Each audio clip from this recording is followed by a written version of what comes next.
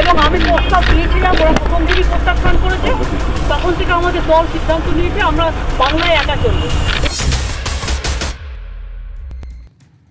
नमस्कार, आपके साथ हूं सुरभि शर्मा। पहले तक की बड़ी खबरों के साथ करने जा रहे हैं लाउड एंड क्लियर की शुरुआत, जहां ममता बनर्जी ने अकेले चुनाव लड़ने का किया ऐलान। इस वक्त की ये सबसे बड़ी खबर है, जहां इंडिया गठबंधन के सबसे मजबूत स्तंभ ने आज गठबंधन से बाहर निकलने का ऐलान कर दिया है। और पश्चिम बंगाल की मुख्यमंत्री ममता बनर्जी ने खींचतान के बाद आखिर ऐलान कर ही दिया कि टीएमसी लोकसभा चुनाव में अकेले उतरेगी। बंगाल में लोकसभा की 42 सीटें हैं। ममता के आज के फैसले के बाद ममता सभी सीटों पर कांग्रेस के बिना ही अब चुनाव लड़ेगी। इस तरह बंगाल पहला राज्य बन गया है जहां इंडिया अलायंस में दरार पैदा हो गई है। अब पंजाब, बिहार और यूपी जैसे बड़े राज्यों पर भी नजर है, जहां अब तक सीट शेयरिंग पर फैसले नहीं हो सके हैं।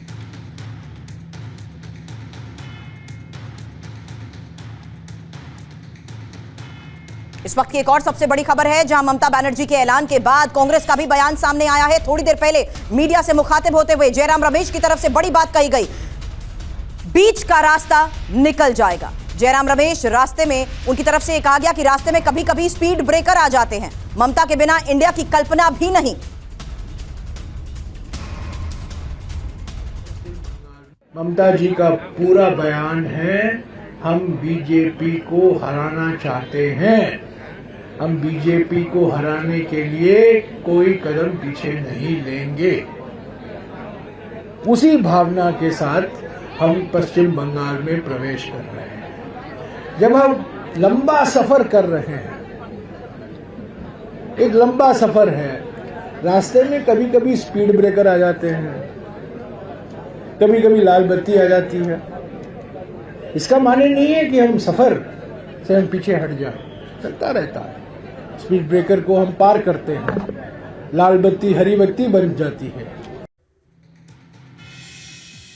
हालांकि गठबंधन को देखते हुए कांग्रेस पर ममता बनर्जी ने सवाल उठाए हैं। बड़ी खबर आपको बता दें, इंडिया को ममता बनर्जी से ये जो बड़ा झटका लगा है, ममता बनर्जी ने अकेले चुनाव लड़ने का ऐलान किया। पश्चिम बंगाल में टीएमसी अकेले ही चुनाव लड़ेगी और कांग्रेस पर ममता बनर्जी ने सवाल उठाए हैं। कांग्रेस ने प्रस्ताव नहीं माना।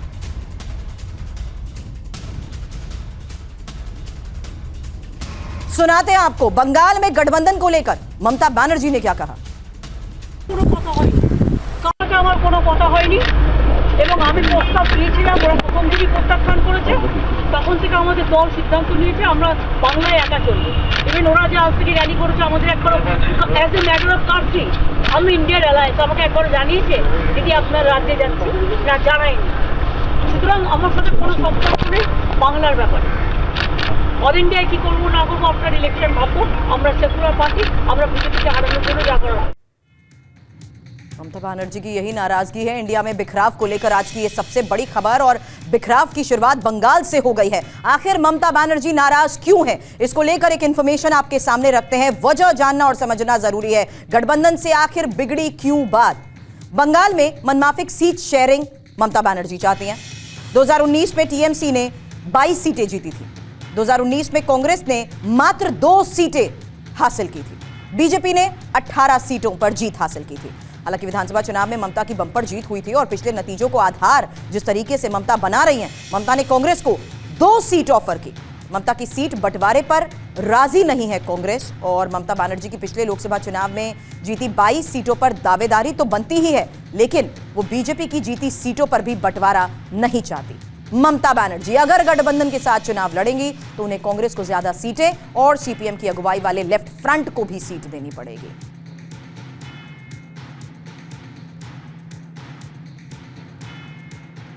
तो इन तमाम समीकरण को समझते हुए ममता की नाराजगी की 4 वजह भी जान लीजिए। क्योंकि कांग्रेस से सीटों पर तालमेल नहीं हो पा रहा है, ये एक मुख्य तौर पर सबसे बड़ी वजह ममता के गुस्से की सामने आ रही है। और बंगाल कांग्रेस की ममता के खिलाफ बयानबाजी भी इसमें बहुत महत्वपूर्ण हो जाती है। हालांकि ममता बनर्जी की तरफ से दावा यह कि बंगाल में राहुल की यात्रा की जानकारी तक उनसे शिष्टाचार के नाम पर साझा नहीं की गई। और कांग्रेस और लेफ्ट की टीएमसी के खिलाफ मुहिम को भी ममता बनर्जी की एक सबसे बड़ी वजह माना जा रहा है। क्योंकि जब से इंडिया अलायंस हुआ है, ममता बनर्जी, टीएमसी की तरफ से यह दावा भी किया जा रहा है कि कांग्रेस और सीपीआईएम मिलकर बंगाल में टीएमसी के खिलाफ एक मुहिम चला रहे हैं। कुमार विक्रांत इस वक्त हमारे सहयोगी हमें ज्वाइन कर चुके हैं। और कुमार विक्रांत, क्योंकि इस वक्त न्याय जोड़ो यात्रा में लगातार कांग्रेस की राहुल गांधी की इस यात्रा पर तो नजर बनाए हुए हैं, लेकिन वो उसी प्रेस कॉन्फ्रेंस में भी मौजूद थे जहां जयराम रमेश की तरफ से यह कहा गया कि इस तरीके की रुकावट तो आती रहती है। कुमार विक्रांत, इस वक्त का सवाल यह है कि अगर टीएमसी इतनी अहमियत रखती है तो ममता बनर्जी को वो अहमियत वक्त रहते क्यों नहीं दी गई? देखिए, ममता बनर्जी ने राजनीतिक लिहाज से एक मुफीद वक्त चुना है दबाव बढ़ाने का, क्योंकि राहुल गांधी की जो भारत जोड़ो यात्रा है असम के धुबरी से कल बंगाल में प्रवेश कर जाएगी। उसके ठीक पहले ममता बनर्जी ये बयान देती हैं निश्चित तौर पर कांग्रेस पर दबाव बढ़ाने के लिए। हालांकि कांग्रेस की ओर से राहुल गांधी हो या जयराम रमेश, उन सबका ये कहना है कि ममता जी से हमारी बातचीत चल रही है, सब कुछ ठीक हो जाएगा, ऐसी अड़चनें आती हैं।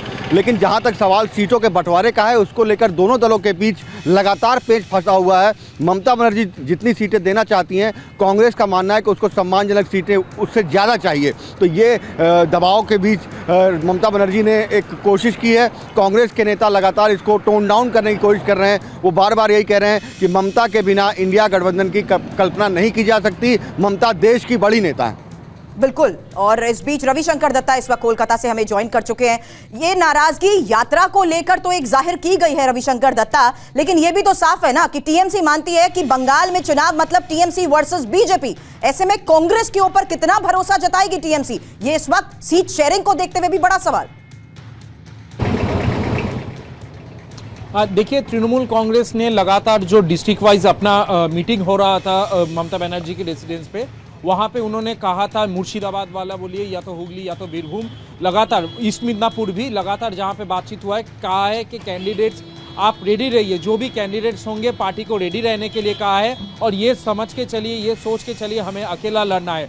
इसका मतलब ये हो जाता है अगर ममता बनर्जी जो अपना स्टांस आज लिए है कि वो पश्चिम बंगाल में अकेले लड़ेंगे, तो कांग्रेस, लेफ्ट, बीजेपी सब उनके खिलाफ लड़ेंगे। इस हिसाब से उनको काम करना है। और कुणाल घोष ने अभी जो बताया उसमें साफ हो जाता है ये पूरा जो मामला जो अभी हुआ है, जो ममता बनर्जी की नाराजगी है, इसका पूरा दोष कुणाल घोष दे रहा है कांग्रेस को। वो ये कह रहा है कि एआईसीसी को लगातार कहा गया कि अधीर चौधरी जो कह रहा है वो स्टेट में बीजेपी के पक्ष में हो जा रहा है, तृणमूल कांग्रेस के विपक्ष में हो जा रहा है, लेकिन एआईसीसी ने उसको नहीं रोका, अधीर चौधरी को नहीं रोकने की कोशिश की। आज जब जयराम रमेश कह रहे हैं कि ममता के सिवा ये गठबंधन नहीं हो सकते, तब कुणाल घोष कह रहे हैं आज का स्टेटमेंट 1 हफ्ता पहले, 2 हफ्ता पहले क्यों नहीं आया?